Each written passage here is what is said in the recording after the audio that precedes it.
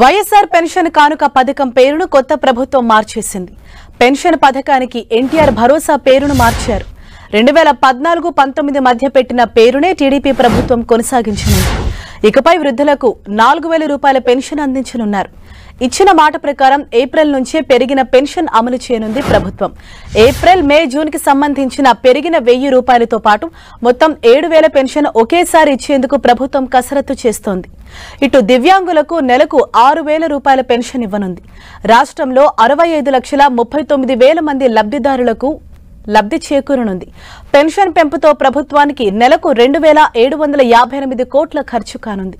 పెన్షన్ల పెంపుపై సీఎస్ ఉత్తర్వులు జారీ చేశారు.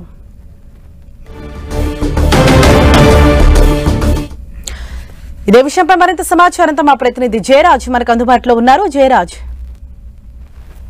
హరీష, ఎన్నికల ముందు ఇచ్చినటువంటి హామీ ప్రకారం పెన్షన్ ని 3000 నుంచి 4000 రూపాయలకు చేస్తూ నిన్న 3వ సంతకం ముఖ్యమంత్రి నారా చంద్రబాబు నాయుడు చేశారు. దీంతో పాటు ఇప్పటి వరకు వైఎస్ఆర్ పెన్షన్ కానుకగా ఉన్నటువంటి ఆ పేరును కూడా మార్చి గతంలో తెలుగుదేశం పార్టీ ప్రభుత్వ హయాంలో ఉన్న విధంగా ఎన్టీఆర్ భరోసాగా పేరు కూడా మార్చారు.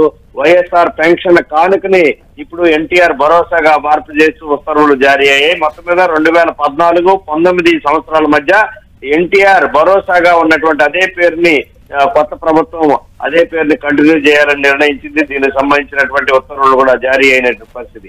ఎన్నికల ముందు ఇచ్చేటటువంటి పెన్షన్ ఏదైతే ఉందో ఇప్పటి వరకు కూడా 3000 రూపాయల పెన్షన్ 4000 రూపాయలు చేస్తాము, బకాయిలు కూడా ఇస్తామని చెప్పేసి నారా చంద్రబాబు నాయుడు చెప్పినటువంటి అంశం ఏదైతే ఉందో దానికి సంబంధించినటువంటి రాత్రి 3వ సంతకంగా ఇచ్చినటువంటి హామీకి సంబంధించి 3వ సంతకంగా చేశారు. ఇక్కడ నుంచి కూడా 4000 రూపాయల పెన్షన్ అందుద్ది.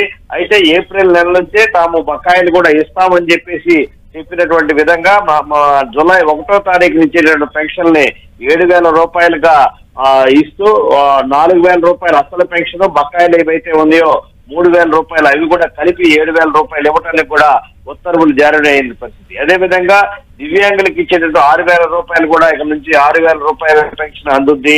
రాష్ట్రం మొత్తం మీద 65,39,000 మందికి ఈ పెన్షన్ అందేటటువంటి పరిస్థితి ఉంది.